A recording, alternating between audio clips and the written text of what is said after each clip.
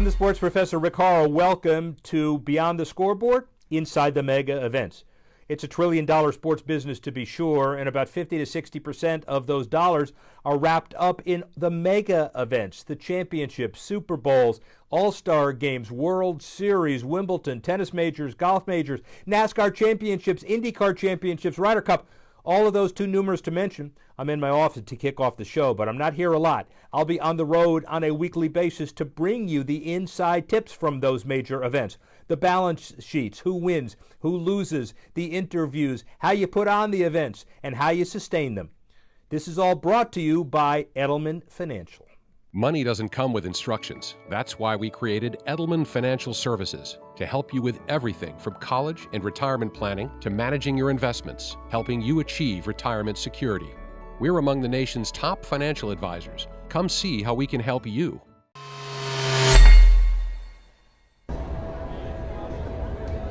Sports professor Rick Horrow here at the center of tennis in the universe. Certainly some at Wimbledon would say that's it, but this is it.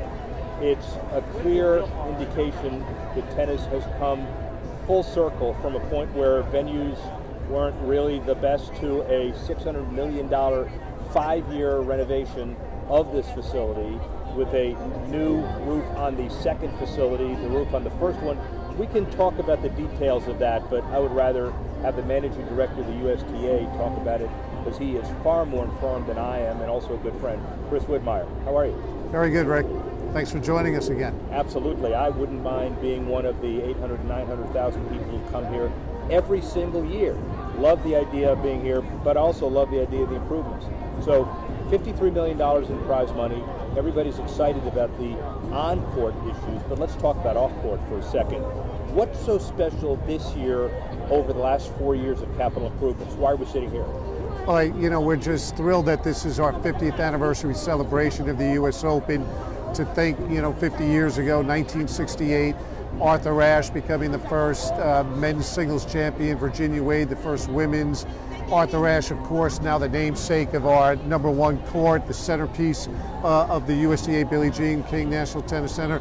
But just like you said, we have spent 5 years, in a labor of love to make this the most spectacular tennis venue in the world, if not the most spectacular sports venue in the world. And as you pointed out, the capstone, the finishing of our second roof stadium, Louis Armstrong Stadium.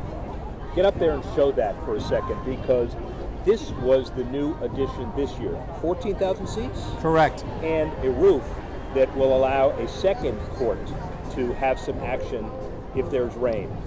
And so talk about the dynamics of Armstrong. Well, it's multifaceted, right? You have 14,000 seats. You even have 14,000 terracotta louvers that are providing a natural ventilation. There's no HVAC that goes along with this. Of course, whenever a roof closes, you have to have some means of keeping air circulating.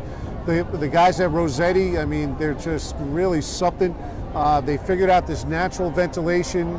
There was a stadium I think it's a music venue in Australia that I believe holds 6,000, but nothing at this level of 14,000 people. The second roof provides many things, but most importantly, it provides consistency. Consistency for television, consistency for players, and of course, for the 700,000 fans that'll be on site. The final thing I'll say, it has also provided an opportunity for our partners, from the Wilson store here to the Polo Ralph Lauren right behind you, Rick, on down to a 6,000 square foot US Open collection store. The amount of concessions, everything that's available to the fans here, it's just fantastic for us. Dan Kaiser, who was our production guy, by the way, you need to pay him more for this. I don't know if you're Please, no don't get into my lane. I won't get into your lane, and you stay out of my lane. Very good. So, pan up, Dan, to Ash. And of course, that was the first roof, Chase on top of it. Talk a little bit about the numbers of that. Third year? Second year? This is the third year, yes. The third year of the roof. The amazing thing about that roof is that the roof literally does not touch the stadium. It is a separate superstructure that rises on those steel columns and supports the roof itself. So Ash, our location here, Flushing Meadows Corona Park, used to be an ash dump, the famous Great Gatsby, F. Scott Fitzgerald, built on ashes. The stadium could not support the weight. They figured out a very novel, innovative solution, a superstructure surrounding the stadium itself, the roof placed on top. 3 years ago, we implemented that. This year, the 5th year of the 5-year transformation, our second roof. But the beauty of it, Rick, is that it all comes together in our 50th anniversary year. The last thing I'll say about that is, as we celebrate our history and celebrate the great history of the U.S. Open, we're using this to pivot to the future. We have a brand new logo, a brand new site. I mean, it's going to be a whole new U.S. Open moving forward. And we'll talk about the benefits of that in a minute, because they are legion and significant, especially related to the New Orlando campus and on and on. But as far as the economics of the event itself, the consistency relative to television, I know can't be overestimated. It has to be significant. When you're entering a TV negotiation with ESPN and your other tennis partners, how important it is to say, no matter what happens with weather, we're going to deliver at least prime time and one great match per day that you can count on, that you don't have to worry about. I mean, it's incredibly important, and it's really, in essence, it's fair, right? It's providing fairness in a sense. I know that might sound like an odd word, but I mean, you've got international, in addition to ESPN as our domestic broadcaster, you have some of the most major international sports broadcasters in the world, from Eurosport to Wow Wow to all throughout Asia, ESPN International, etc. And I know it sounds odd, but it is fair to them. They bring in so many resources, so much people, so much equipment, and then to have the tournament just put on hold because of weather. If technology can solve a problem, you should use technology to solve it. And that's what we've done with the roofs. That also goes to electronic line calling. If you have the ability to put in a process such as electronic line calling to help officiating, you should do it. And in fact, it's on every court this year. Just as every one of our courts this year for the first time has broadcast capabilities. So if you're a fan in Belarus, and Azarenka was not on Armstrong behind us, but for some reason she was on court 7, you'd be able to access that through the internet. Yep, and the other person who's very happy about this is Aaron Crickstein. No more replays of you and Jimmy Connors, because I got to tell you, it turns out the same way every year, right? So now he goes from everybody knowing that he lost to Connors to ultimate oblivion, which I'm sure he really appreciates. I wouldn't doubt it. Would be hard to live that every single day of the tournament, that's for sure. Well, that's one-sided benefit of this. Economic impact. So we know 700,000+ people over a 2-week period. We have a third week this year celebrating the 50th anniversary, which adds to, and at the risk of stating the obvious as a sports kind of economist or one that plays it, in the middle of Manhattan, people are all talking about tennis. The hotels, the restaurants, 3 straight week in New York. Got to add up to something. Big number. Yeah, I mean, our revenues are probably going to reach record heights this year. It's not really. Or you don't? Well, let me just say first, it's probably not a fair apples-to-apples comparison, because with the construction of Armstrong, the completion of the grandstand, the expansion of our grounds here, we are able to get more people on the ground. So, do you every day do you say, oh, we set a new record, I don't believe it. Right. We'll certainly top 350 million in revenue. You talk about economic impact. There's an economic impact to us here to support the growth of tennis, try to encourage people to get more rackets in their hands. There's also the economic impact we provide the city of New York, which is over $700 million in a direct economic impact. We're seeing our surveys say that 43 to 45% of people come from outside the New York metro area, 19% from international locations. So you're getting people to come in and stay a while. And then that's the key, Rick. 100%.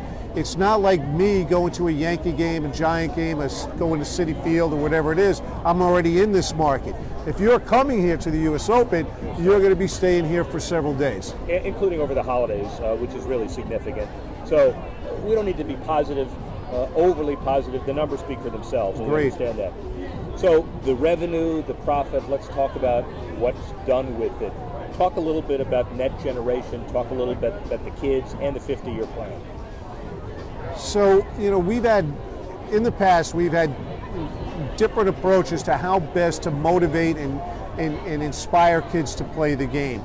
So last year, I think we've cracked the code on this, Rick. We've unified everything under one brand. It's called Net Generation. And we're applying that to every aspect of our programming, communication, outreach, so there's a consistency there as well. This year, we have Net Generation kids come running out onto the main courts, 5 of them in fact, and they play on Arthur Ashe Stadium, Louis Armstrong, the grandstand, whatever it is. And before play, we're going to have more than 1,000 kids do that this year. I mean, that might seem like a little number, but that's part of our goal of inspiring kids to play. It's super important to us. It's rolling out much more national this year. We're having a lot of success. The providers have embraced it. So, the funds from the U.S. Open, I mean, the joke we make internally is like the U.S. Open is our bake sale, and that's how we fund all our programming. It's a big bake sale. It is a big bake sale. When you look at the numbers that are not in here, but collateral, that tennis as an industry has increased to over $6 billion for the first time. And wherever the number is, everybody says it's up. And given where the conversation was 10 years ago, all of you all who are involved in the foundation of tennis have to be proud because it's moving in the right direction. Well, we thank you for that, and we are proud, but we know there's more work to do. I mean, like, we are facing, people have called it an epidemic of inactivity or an epidemic of obesity, and we feel, and I mean this, we feel it is our obligation to fight against that, to use this sport as one of the resources to get people of all ages, but especially kids, more active. And you look better. Well, thank you. Not to bore your viewers here, but so many people say, "Oh, you look trim this year," and I'm thinking to myself, "How fat did I look last year?" Very fat, because you were in the middle of a 5-year plan. And Christian Widmeyer, Chris, is somebody who, if you've been through facility development stuff, you understand how difficult it is. He came into this 5-year process, 6'4", 180, strapping good looks. Look at him now, ladies and gentlemen. Look at him now. Chris Widmeyer, thank you very much. Always, sometimes a pleasure, Rick. Sometimes a pleasure. Let me just conclude by telling you, this document is not empty. This is a 50-year blueprint. Chris talked about it a little bit, but take a look at some of the numbers. The campus that was built in Orlando opened last year, 100,000 people, 200,000 people went through it, never saw it before. An incredible facility, over 100 courts, and if you see it, you understand the commitment. The 700,000 fans plus who are here add to the number and the economic impact of it, and nearly 1 million people are playing, and much more from the younger set. Tennis in really good hands. The economics from here, the bake sale that Chris says, funds that entire operation, and things are looking really, really good. Sports Professor Rick Horrow, behind and beyond the mega events, there's no better mega event than the U.S. Open. See you next week.